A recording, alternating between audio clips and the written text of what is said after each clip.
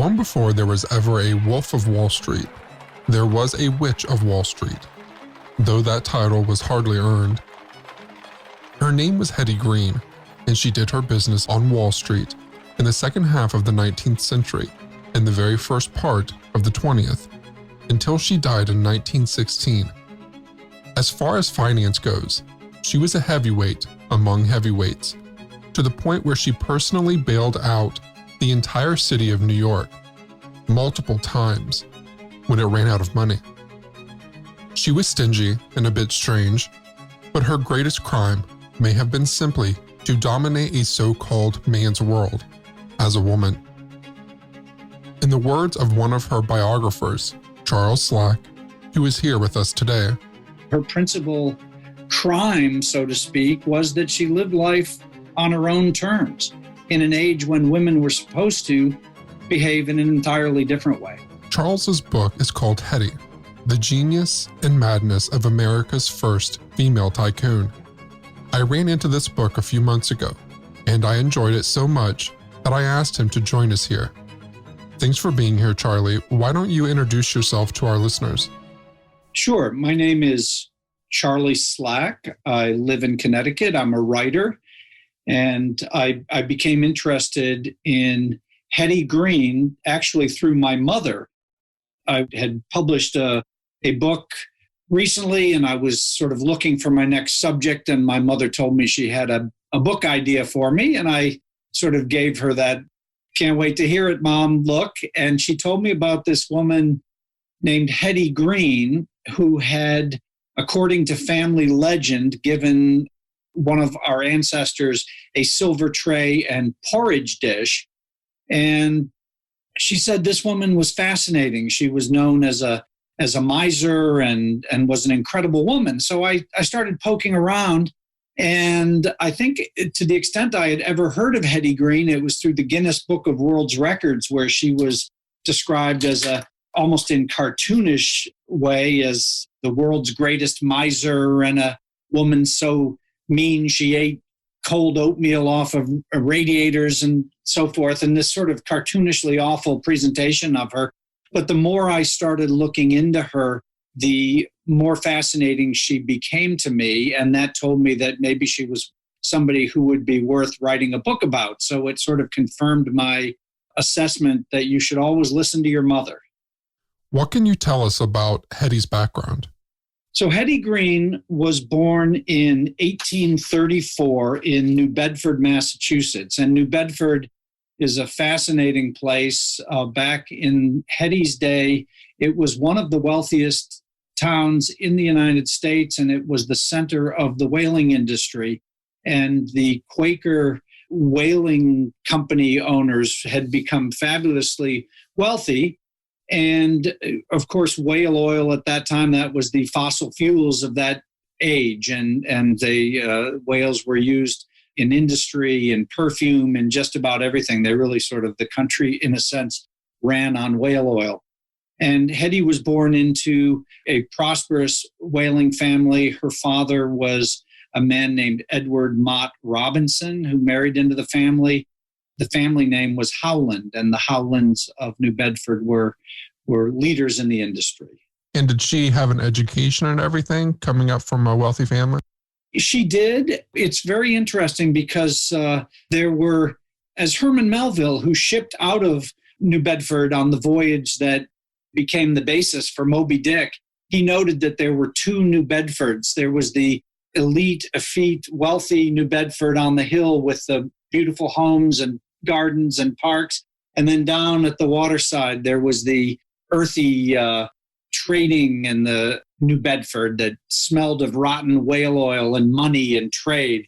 And Hetty, from the start, as she could well have been part of that effete elite up on the hill, New Bedford, but her favorite place to be was down at the counting house of the Howland Whaling Company with her father and grandfather. She just loved business right from the start. So she did have sort of a formal education in the traditional sense, but she also had this drive to understand business, which was very rare for her time. You know, of course, the women were thought to not have a place in finance, and Hetty proved just about all of them wrong, which is what I found to be one of the most fascinating things about her. So did she take over her family's company? What happened was she wound up inheriting when her father died. She inherited some wealth. By the time he died, the whaling industry was really sort of going down, and she inherited quite a lot of money from her father.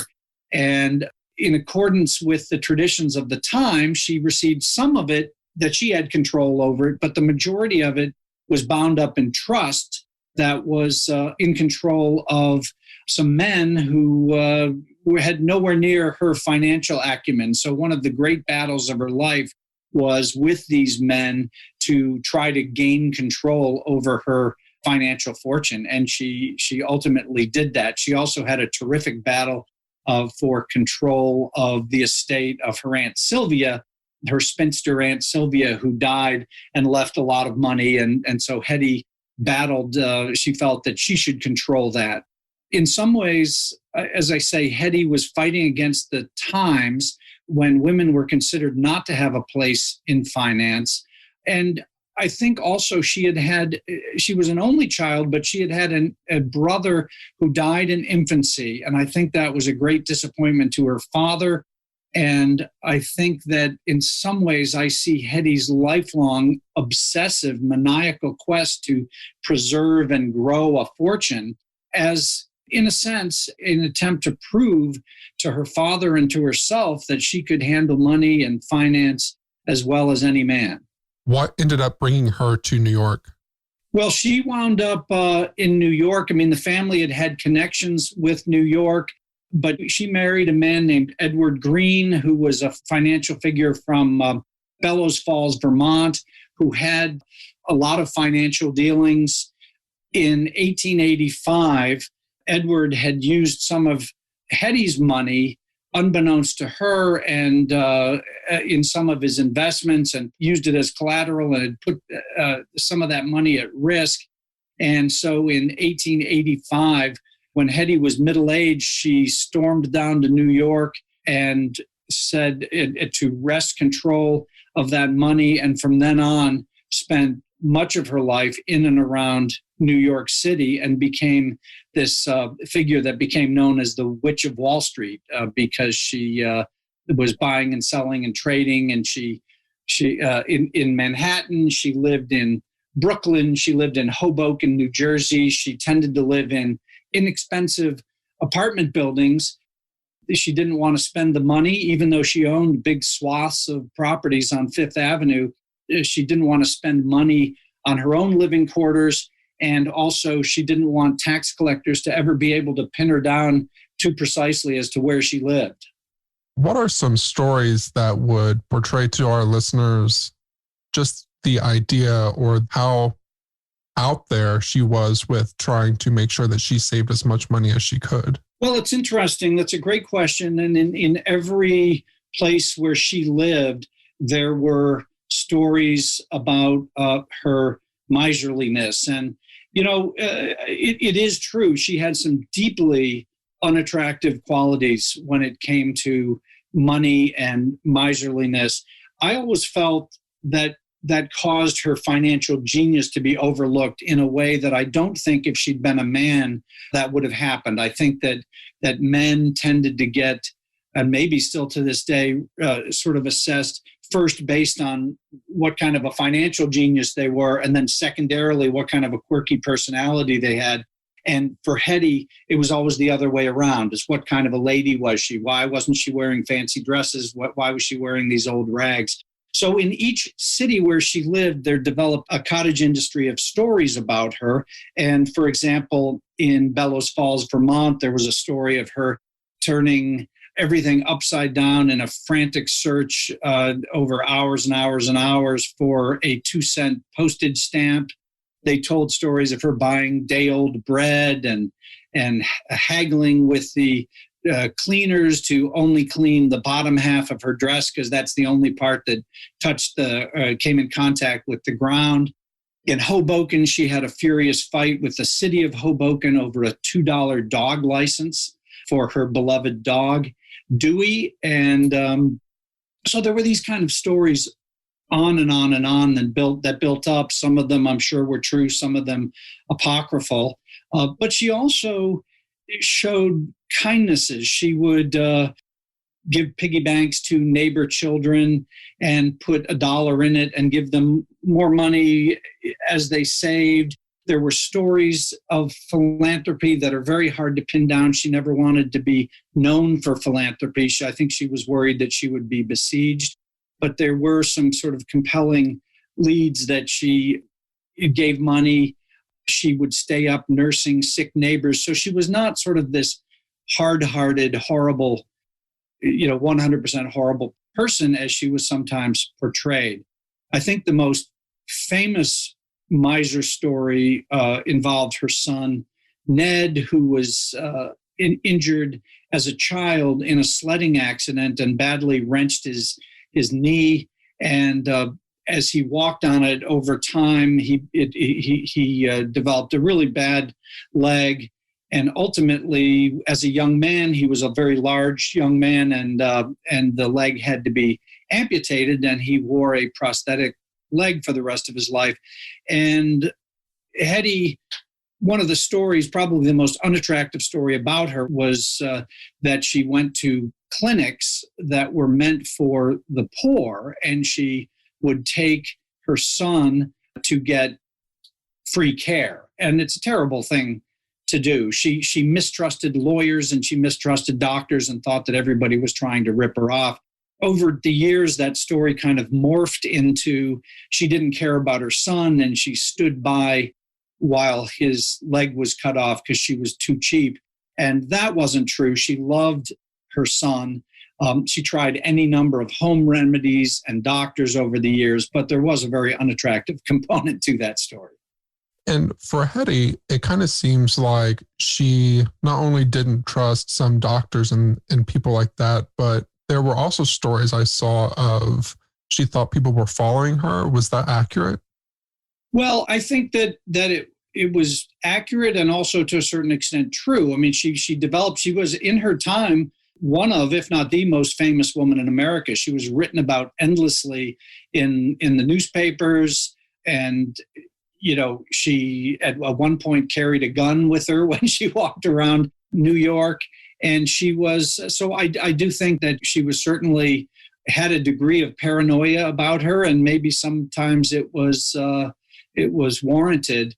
There were some great stories of her, though. In many ways, she was fearless. And there was one story of her going to visit one of the banks she frequented, and she showed up and the head of the bank said, "Hedy, why don't you, take private carriages when you come to visit us?" And she said, "Well, maybe you can afford a carriage. I can't." And she'd taken public transportation, but in her bag were several $100,000 worth of bonds.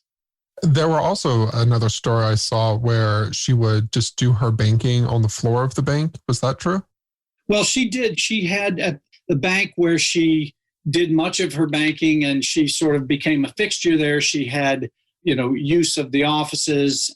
And this was where the story developed that she, one of the apocryphal Hedy stories was that she ate cold oatmeal for lunch. And actually, as it turns out, she would heat the oatmeal on the radiators at this bank that she used for an office. And she would, so she was a real fixture in the financial center of New York. And the bank was just okay with her doing that? Well, she was such a large depositor that she could pretty much do as she pleased. How much wealth did she end up coming up with? She died with about $100 million in wealth. And that, as according to the calculations when I wrote the book, it's been a while since I wrote the book, but I figured that was in the neighborhood of $2 billion. Now, there's no question but that she inherited a fair amount of money, but she really had a skill for boosting that fortune. I just ordered your book yesterday, and it's not come in yet, but I saw on your website where you mentioned a meeting that J.P. Morgan put together. Can you tell me about that? Yes, in 1907, there was the Knickerbocker crisis where there was a a run on the bank, and it was a financial panic. And J.P. Morgan, in his library in Manhattan, organized meetings of some of the most influential financial people, financial men mostly, in the United States.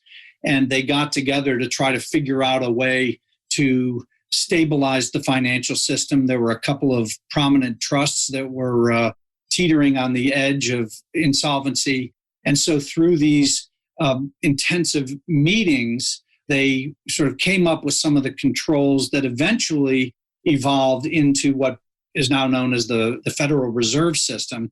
And there was one woman, as the newspapers reported, one woman who came in with a black dress and a black veil. So reporters weren't able to positively identify who that was, but they were pretty certain that it was Hetty Green.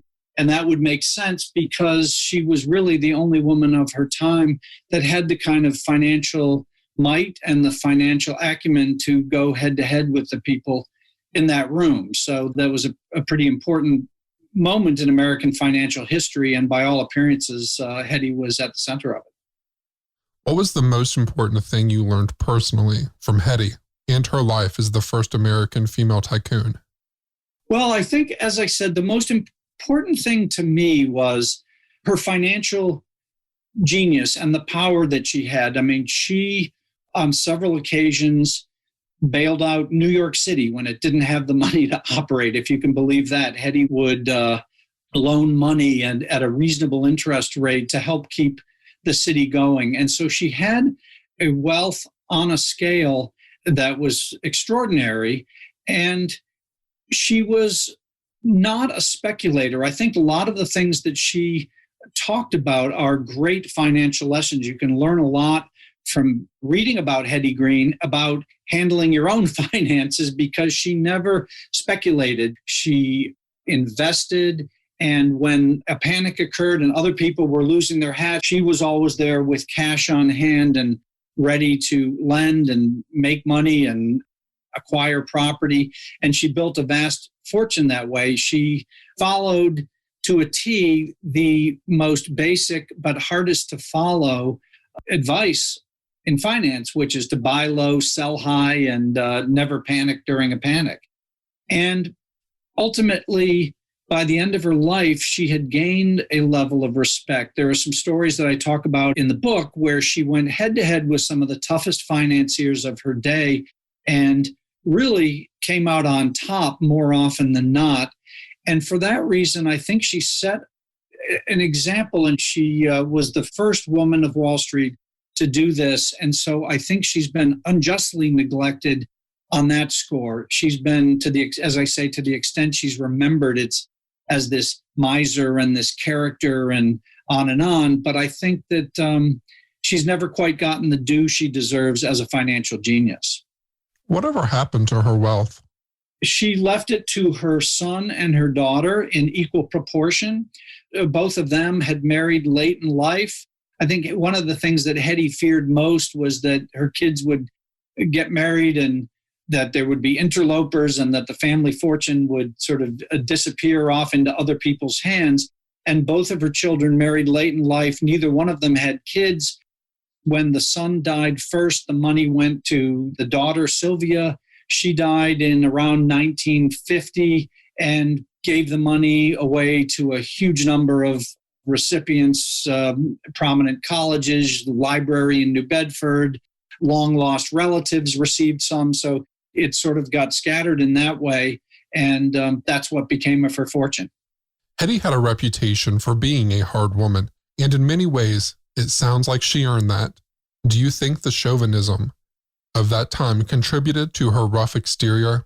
Would a softer woman have been able to thrive as she did? You know, that's a really wonderful question. I think you put your finger on something that I talk about in the book, which is that to a certain extent, her behavior, her demeanor, her dress was a shield of armor. If she had sort of dressed as a woman of the time was supposed to and spent time on her social life and things, I don't think that she would have been taken as seriously. And I think that in a way, her hard-nosed attitude and her personal characteristics, I think she knew that she needed to be tough as nails, and she really rose to that need. Is that a lesson she learned the hard way? Are there stories of her getting burned as a younger woman by being too warm or trusting? Well, I think that she felt very burned in a very public battle over her Aunt Sylvia's fortune after her Aunt Sylvia died in New Bedford and left money, and there was sort of a colossal fight over the fortune. Hedy tried to prove that Sylvia had intended to leave all the money to her because she wanted to control it, and she lost that battle. She got some money, but nowhere near as much as she thought she should get, and that was sort of one of the great humiliations of her life.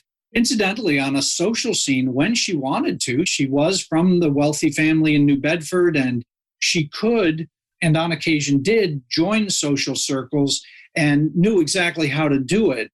One time when she was a young woman, she was a beautiful young woman, and she was visiting New York, spending a month or more in New York, and went to a ball and danced with the Prince of Wales. And there were all of these stories. And later, when her daughter married, much later in life, Hedy took a suite of rooms at a fancy hotel and went and got herself made up and dressed to the hilt and so forth. So she knew how to engage socially. But back to your earlier question, I think that she felt most comfortable presenting herself as this hard-nosed, scary woman, because I think that's what she felt gave her the best business advantage. So she probably embraced this caricature of the Witch of Wall Street. At least this meant that people were taking her seriously. She undoubtedly preferred her other nickname, the Queen of Wall Street, but that doesn't have the same ring to it. What are some misconceptions about Hedy that we might clear up? I think most of us come to her with this very two-dimensional idea of basically a female Scrooge. But you've described things like giving piggy banks to kids that suggest that she was a warmer person than we might assume. Well, I would say I want to be careful to not overstate that. I just think that it's been so overstated the other side. But let me emphasize that there were unattractive things that she did, and certainly the miser, and she could be very, very tough in business and as I say, haggling over a $2 dog license and things. So she definitely had that side to her, but there was this sort of other side to her that was attractive that I think got hidden, and sometimes she deliberately hid. And I think that would be sort of the main misconception about her. And another thing is that she didn't, as I said, there were sort of stories that she gave money, but she disavowed those. And there was a lot of misbehavior during that Gilded Age and the robber barons and so forth. And in a lot of cases, people from that era rehabilitated their image by building universities and libraries, and you can see their names on buildings all across the country to this day in starting foundations. And Hedy never did that. She wanted to hand her fortune off to her kids. The only building that I know of that bears her name is the administration hall at Wellesley College in Massachusetts, and that was done by her son. And I think Hedy would have resisted that. She would have maybe rolled over in her grave. But to that extent, she did her own posterity a disservice because she didn't leave behind these libraries and foundations of people who could set about busily rehabbing her image. That's really too bad, because it sounds like almost all of her money ended up going to charities anyway. She didn't get the positive press of Carnegie or Rockefeller, but really wasn't so different from those guys. Her belief was in, I think you could see it in that giving the piggy banks to the kids and encouraging them to save. Now, rightly or wrongly, and you can argue this to the hilt about this, I love philanthropy, but her belief was in what she considered to be fair business. So she would loan money to New York at a prevailing but not extortionate interest rate. She loaned money to many churches at low interest rates when they needed, money for improvements. Municipalities, I believe, if I'm remembering correctly, it was Tucson, Arizona, built its sewer system based on a bond issue that Hedy bought. But that's what she believed her capital could be used for. And that's what she believed in. My first instinct with a lot of the miserly antidotes you were sharing was that most of them were apocryphal. But it sounds like, for all of the good that she did, most of those stories are true. The haggling over a $2 dog license and that sort of thing. I don't know about the oatmeal off of a radiator thing. That sounds just a bit too colorful to be true, but it seems like we can get lost on either side of Hedy's story. We can demonize her like the media did when she was alive, or we can redeem her to the point of basically leaving the real woman behind. Exactly. And there's no question. And she was hard-nosed, and she saw her life as a nonstop battle against people who were trying to take her money, who thought she couldn't do things. And she had a furious battle with Collis Huntington, the railroad magnate, and she feud that went on for years and years and years. And she said at one point, "I'll outlive them all." That's kind of the way she looked at life. But you mentioned misconceptions, and here's one of the primary misconceptions about her was that she was a miserable woman in terms of her own feelings, her own outlook on life, that she was unhappy. And to me, that was one of the most prevailing images of her. But it was really a projection from other people, because they were thinking, if I had millions and millions and millions of dollars, I would not be living in a cheap apartment in Hoboken, New Jersey. I'd be over there in Fifth Avenue. I'd be traveling the world. So everybody sort of thinks that way. And rightly or wrongly, I would be much more, tending towards that as well in myself, I think. But her lifestyle made her happy, I believe. I think she was a pretty happy person. I think people misconstrue, because they wouldn't have lived that way, that she must have been miserable living that way. And I think that really what she did, her principal crime, so to speak, was that she lived life on her own terms in an age when women were supposed to behave in an entirely different way. You mentioned that we might learn from the way Hedy invested. What else can we learn from her life? Certainly her degree of financial success often comes at great personal sacrifice. People with that kind of wealth often accumulate it at the expense of personal relationships. What can we learn from both the good and the bad of Hedy's life? Yeah, it's a really interesting question. I wrote a previous book about the inventor Charles Goodyear, and it was called Noble Obsession. And he went on this lifelong quest to find a way to vulcanize rubber, to make it impervious to heat or cold. And it wound up changing the world. But along the way, his kids were starving, his life was falling apart, and he had this maniacal obsession with solving this scientific problem. And I find the two characters, Charles Goodyear and Hedy, sort of similar in that sense, that she was absolutely obsessive and maniacal about saving money, earning money, growing money. For her, I do believe, I'm not a psychologist, but I do believe that her life was lived in the quest to prove to her father that she could grow the wealth better than any man. But I think, as with all obsessives, it had definitely this tremendous cost and a negative effect on her family and in a way on her life. So I think there are, as with any person who's obsessive like that, there are things to admire and then sort of cautionary aspects. Thank you again, Charlie. It's been a pleasure. If you want to know more about Hetty Green, you can find Charlie's book, Hedy, The Genius and Madness of America's First Female Tycoon, on his personal website or on Amazon.com. Charlie's website is charlesslackauthor.com.